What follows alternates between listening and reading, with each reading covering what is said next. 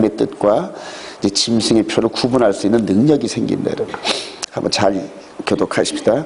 첫 언약에도 섬기는 예법과 세상에 속한 성소가 있더라. 위대한 첫 장막이 있고 그 안에 등잔 때와 상과 진설병이 있으니 이는 성소라 일컫고 또 둘째 휘장 뒤에 있는 장막을 지성소라 일컫나니 금화와 사면을 둘러싼 언약궤가 있고 그 안에 만나를 담은 금화가리와 아래 상면 지팡이와 언약의 돌들이 있고 그 위에 속죄소를 덮는 영광의 그룹들이 있으니 이것들에 관하여는 이제 낱낱이 말할 수 없노라. 이 모든 것을 이같이 예비하였으니 제사장들이 항상 첫 장막에 들어가 섬기는 예식을 행하고 오직 둘째 장막은 대제사장이 홀로 1년에 한 번 들어가되 자기와 백성의 허물을 위하여 드리는 피 없이는 아니하나니. 성령이 이로써 보이신 것은 장막에 서 있을 동안에는 성소에 들어가는 일이 아직 나타나지 아니할 것이다.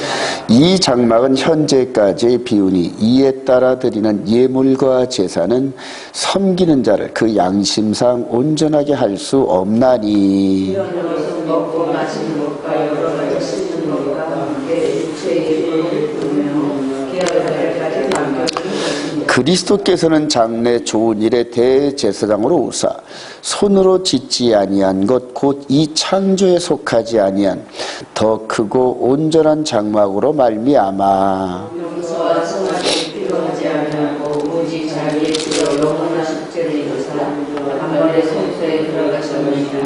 염소와 황소의 피와 및 암송아지의 죄를 부정한 자에게 뿌려 그 육체를 정결하게 하여 거룩하게 하거든. 하물며 영원하신 성령을 말미암아 흠없는 자기를 하나님께 드린 그리스도의 피가 어찌 너희 양심을 죽은 현실에서 깨끗하게 하고 살아계신 하나님을 섬기게 하지 못하느냐. 같이 봅니다. 이로 말미암아 그는 새 언약의 중보자시니 이는 첫 언약 때의 범한 죄에서 속량하려고 죽으사 부르심을 입은 자로 하여금 영원한 기업의 약속을 얻게 하려 하심이라. 아멘.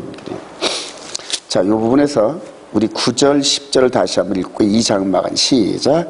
이 장막은 현재까지의 비우니 이에 따라 드리는 예물과 제사는 섬기는 자를 그 양심상 온전하게 할 수 없나니 이런 것은 먹고 마시는 것과 여러 가지 씻는 것과 함께 육체의 예법일 뿐이며 개혁할 때까지 맡겨둔 것이라. 예물과 제사는 즉 첫 언약의 예법에 따라 드려지는 예물과 제사는 섬기는 자를 그 양심상 온전하게 할 수 없다. 양심은 온전하게 할 수 없다는 얘기예요. 그러니까 개혁할 때까지 맡겨둔 건데 개혁할 때가 오면 어떻게 된다는 거예요? 폐해버린다는 얘기예요. 폐해버린다는 거예요. 자, 근데 이것을 폐했느냐 안 폐했느냐가 마지막 여기에서 쟁점이 됩니다. 여러분, 쟁점이. 제가 한 2년 전에, 이제 한 2년 더 됐죠. 우리 같이 있던 동료들이 유다이즘을 히브리 뿌리를 같이 하던 이 동료들과 엄청난 충돌이 일으켰던 이유가 바로 이건데, 그 충돌은 작은 충돌이고 장차 이루어질 큰 충돌, 생사를 가름하는 이런 충돌의 훈련이었더라고 보니까. 훈련이. 자, 다시 한번 다니엘의 한일에로 들어갑니다. 여러분, 다니엘의 한일에 너무너무 중요합니다. 한일에, 여기 한일에. 자, 62일에. 그 다음에 여기 7일에. 자, 물론 이전에도 역사가 있었죠. 그래서 BC 535년쯤에 하나님께서 70일에 이 말씀을 주시면서 스타트라인, 70일, 그러니까 70일의 스타트라인을 이렇게 주시면서 70일에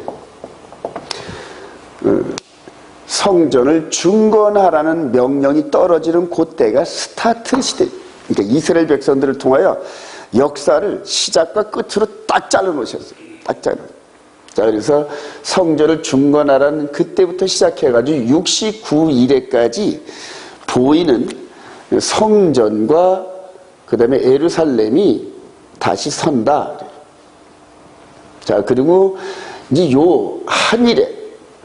한 일 동안에 이루어지는 이 일들, 이게 끝나고 나면 역사는 끝난다. 이제 이 얘기 한 거거든요. 근데 이게 기본 설계도이기 때문에 이 안에서 전부 다 모든 것이 해석되어져야 돼요. 자, 그래서 다니엘서 9장을 한번 가보십시다.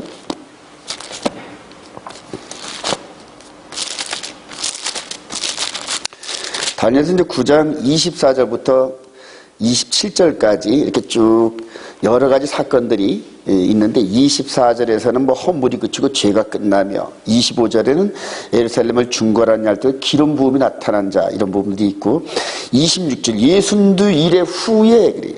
예순두 일의 요 예순두 일의 후에 애프터 그래요. 자, 이 부분들을 사람들이 정확히 인지하지는 못하고 있더라고요. 인지하지 못하고 해서 62일의 후에는 뭐냐면 한 일의 동안에 이루어지는 일들을 집중적으로 얘기한 거예요. 그러니까 24, 25절은 여기서부터 여기까지 이루어지는 일들의 서론입니다. 서론. 서론이고 그 다음에 이제 26절에서는 조금 더 한 일에 대한 서론. 그 다음에 27절에는 한 일의 가운데서 더 정확하게 디테일하게 얘기하는 거예요. 자, 그래서 62일의 기름 부은 자가 한 일의 가운데서 끊어진다는 거예요. 기름, 메시아가 끊어질 거다. 그러니까 여기에서 지금 이 얘기하고 있는 거예요. 여기서 이 얘기해요. 자, 그리고 27절에서 한 일의 중간에 제사와 예물을 폐할 것이며 26절에서는 한 일의 중간에 메시아가 끊어져 없어질 것이며 이게 이제 여기서 다니엘이 받을 때는 예언이란 말입니다. 계시록이란 말이에요. 계시. 근데 이루어질 때까지는 뭔 얘기인지 정확히는 몰라요. 근데 이것을 역사적으로 이루어진 사실을 본 사람들은 이것이 현실이거든요. 현실. 자, 그래서 여기서 제사와 그 다음에 뭡니까? 27절. 그 일의 절반에 제사와 예물을 금지한다. 제사 플러스 예물을 이제 금지한다. 자, 이 부분을 지금 역사의 끝에 적그리스도가 성전에서 드려지는 제사와 예물을 폐한다. 이런 식으로 해석을 했단 말이에요. 이런 식으로 해석. 근데 오늘 히브리서 9장, 자, 일로 가서 이 사건을 바로 예수님의 십자가 사건 그 시대에 본 히브리서 기자가 9장 9장 히브리서 9장 9절 이 장막은 시작 이 장막은 현재까지의 비운이 이에 따라 드리는 예물과 제사는 섬기는 자를 그 양심상 온전하게 할 수 없느니 이런 것은 먹고 마시는 것과 함께 여러 가지 씻는 것과 함께 육체의 예법일 뿐이며 개혁할 때까지 맡겨둔 것이라. 여기서 9절에 예물과 제사가 나오죠. 예물과 제사가. 자, 여기서 예물과 제사가 똑같단 말입니다. 그래서 히브리서 기자는 이 십자가 사건이 있고 난 다음에 적어도 AD 100년 이전 사람이에요. 100년. AD 100년 이전 사람이니까 거의 예수님 시대 당시에 살았던 사람이에요. 성전이 무너진 걸 본 사람일 거예요. 히브리서 기자는 성전이 무너진 걸 거의 봤단 말이에요. 그동안 여러분들 하면 이스라엘 백성들의 입장에서 생각해 볼 때 성전과 성전에서 드려지는 예물은 모세를 통하여서 신의 산에서 준 첫 언약, 이제 언약인데 언약과 함께 주어지는 토라란 말입니다. 토라 율법이라서 이 언약과 율법은 신성불가침입니다. 이스라엘 백성 입장에서. 그래서 이 모세를 통해 주어진 이것이 이까지 쭉 지금 오고 있는 중이에요. 예수님 당시 때까지도 이 예법이 계속적으로. 그래서 성전을 향하여 입을 함부로 벌리면은 누구처럼 죽는다? 스데반처럼 돌 맞아 죽어요, 여러분. 이게 신성불가침이란 말이에요. 그런데 이 부분 속에서 이 히브리서 기자가 동일한 이 이스라엘 백성들인데 감히 성전에서 드려지는 예물과 제사에 대해서 얘기를 한단 말이에요. 근데 이게 성전에서 예물과 드리는 이걸로는 양심상 그래요. 양심상.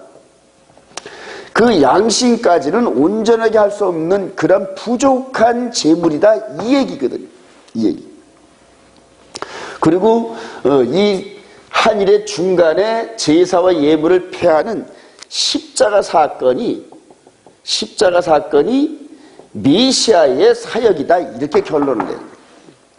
그리고 저와 여러분들이 이제 이렇게 새로운 이런 십자가 사역에서 내려오는 파생되는 예법인데, 이걸 이제 생명의 성령의 법이라 그러죠. 바울 사도가 말했던 생명의 성령의 법. 성령의 법. 자, 그리고 이거는 뭐라고 피브르서 기자가 얘기하면 육신의 예법이래요. 육신의 예법. 자, 그래서 육신의 예법과 생명의 성령의 법이 한 자리에서 이루어진 사건이 십자가 사건이라고. 십자가 사건. 자, 그리고 이제 이스라엘 백성들은 육신의 예법이 계속 되어진다고 주장하는 거고. 그러니까 이 육신의 예법이 계속 나간다. 감히 누가 하나님이 주신 법을, 모세를 통하여 주어진 법을 건드려, 이런 식으로 해서 나가는 거예요. 그 다음에 사도들을 중심으로 해서 예수 그리스도를 처음 만났던 그 사도들이 깨달이 보면 십자가 사건을 통하여 이전에 있었던 모든 제사와 예물이 완성이 됐고, 그래서 이제 이걸 로마서 10장 4절에 율법의 완성이다, 이렇게 표현하는 거예요. 그리고 이후로부터는 예수님의 십자가를 믿는 그 보혈의 공로의 은혜로 영의 법까지도 그대로 하나님의 법대로 처리하고, 그리고 그 법을, 그 죄값을 우리 주님이 대신 지었다, 이 얘기란 말입니다. 여기까지 따라오시나요? 네. 자, 그렇게 해서 제사와 예물을 이때 폐하신 걸로 성령님께서는 결론을 냈는데, 이게 이제 하나님의 설계도란 말이에요.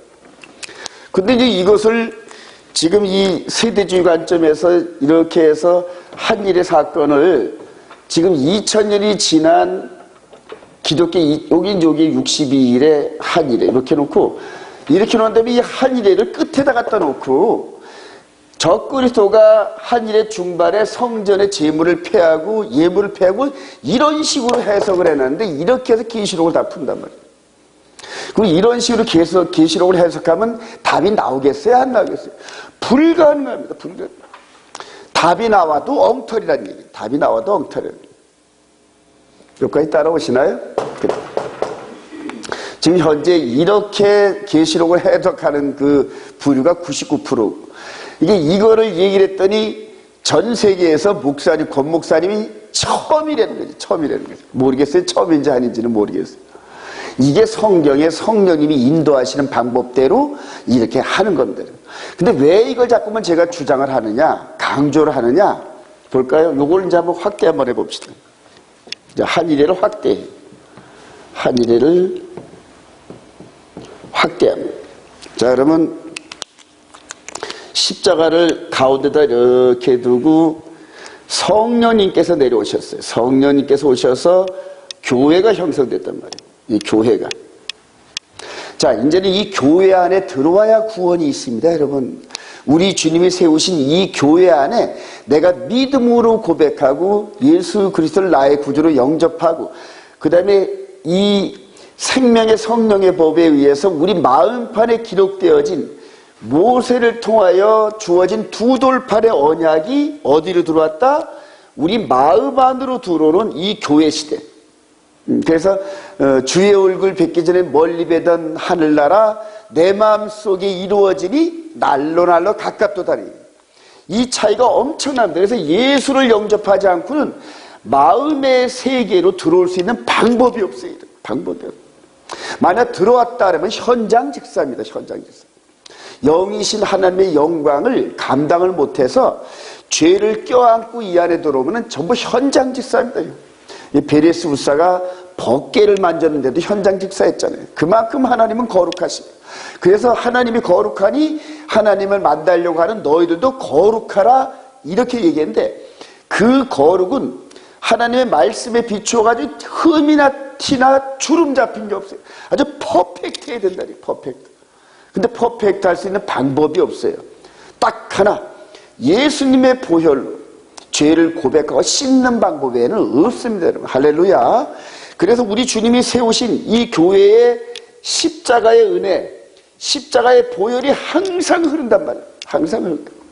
그리고 우리가 이 교회 안에 들어와서, 즉 영적인 세계를 들어가서 영과 진리 안에 하나님을 예배하는 그때에 예수님의 보혈의 공로가 없이는 절대 불가능한 예배가 이때부터 이루어지는 거랍니다. 할렐루야. 그래요. 근데 이전에 부족했던 성전제사, 동물제사, 이런 상태에서 하나님을 만나려고 하려니까 불가능하단 말이에요.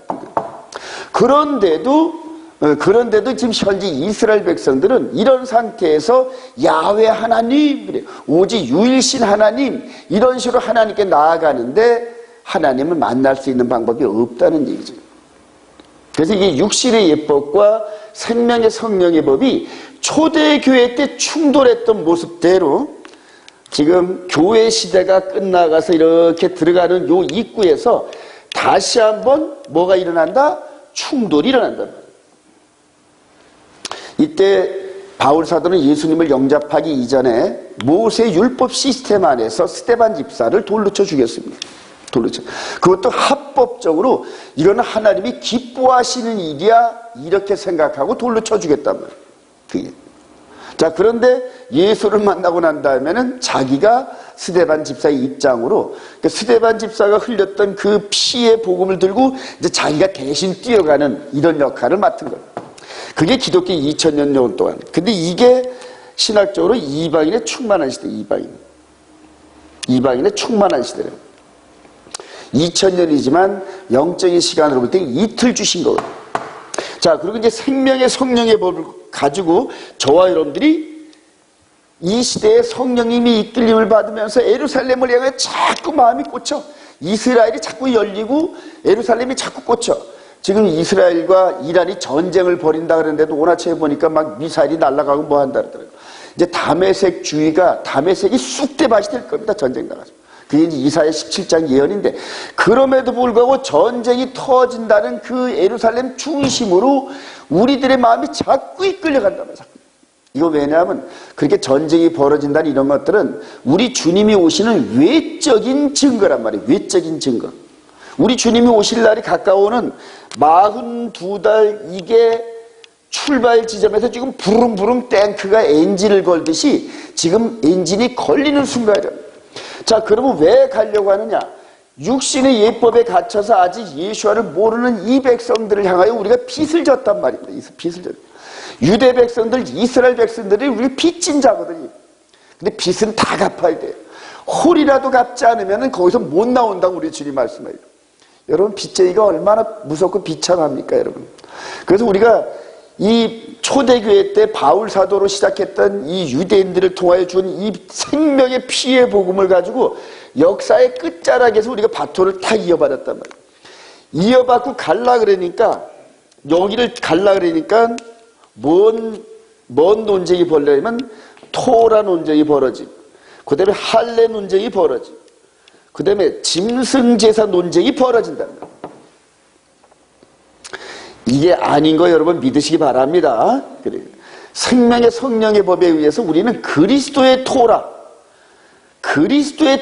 안에 있는 거지 모세의 토라 안에 있는 게 아니란 말입니다. 근데 이거를 지금 유대인들은 이런 관점에서 메시아가 안 왔기 때문에 전부 다 모세 율법 안에서 세상 끝날까지 가고 메시아가 올 때까지 모세 율법이 간다 이렇게 규정을 했는데 2000년 전에 예수아가 우리 메시아가 아니다라는 얘기예요. 나무에 달려 죽은 자는 우리 메시아가 아니라는 얘기거든요. 그래서 안 받아들이는데 영적으로 볼 때는 우리는 이미 메시아가 왔다는 얘기예요. 약속하신 자손이 올 때까지, 개혁의 때까지 우리 주님의 4000년 이게 딱 들어맞는단 말이에요. 근데 유대인들은 7000년의 역사를 이렇게 메노라처럼 그려놓고 7000년의 역사 끝에까지 모세의 율법이 존속된다 이런 식으로 주장을 하고 그대로 밀고 나오는데 예수를 영접한 메시아닉 주도 이 바운다리를 못 벗어나더란 말이에요. 이 바운다리. 그리고 그렇게 이 예수를 믿으면서도 모세의 율법을 한 빼 간다, 이렇게 신학을 세워놓고, 그리고 전 세계의 이스라엘 향한 백성들을 향하여 지금 가르치고 있더란 말이에요. 가르치고 있더란 말이에요.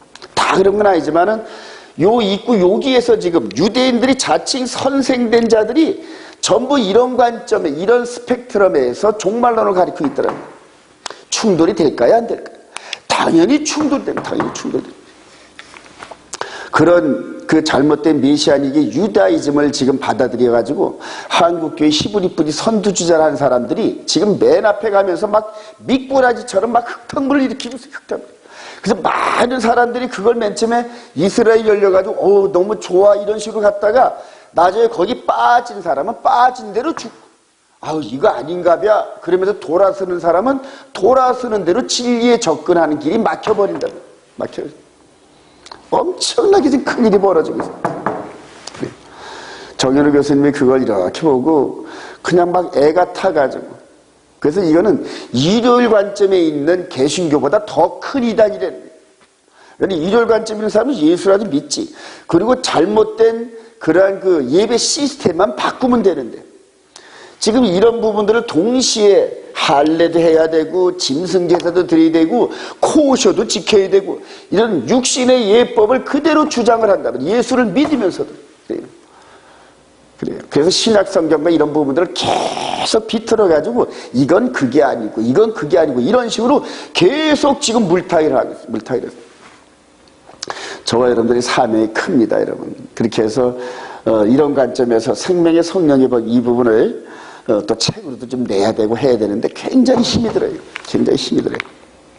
근데 이제 이번에 50일 끝나고 나면은 하나님께서 지혜를 주셔가지고 이런 관점에 있는 이 부분을 한일을 중심으로 해서 한번 책을 내보기를 소망합니다. 결론입니다, 여러분. 결과적으로 여기에서 2000년이 출발하면서 이방인 지역을 한 바퀴 돌아왔던 이 복음이 최종 관문인 이스라엘 백성들과 예루살렘에서 충돌하는 이 부분에서 가짜 메시아가 이스라엘 백성들의 옹립을 받습니다.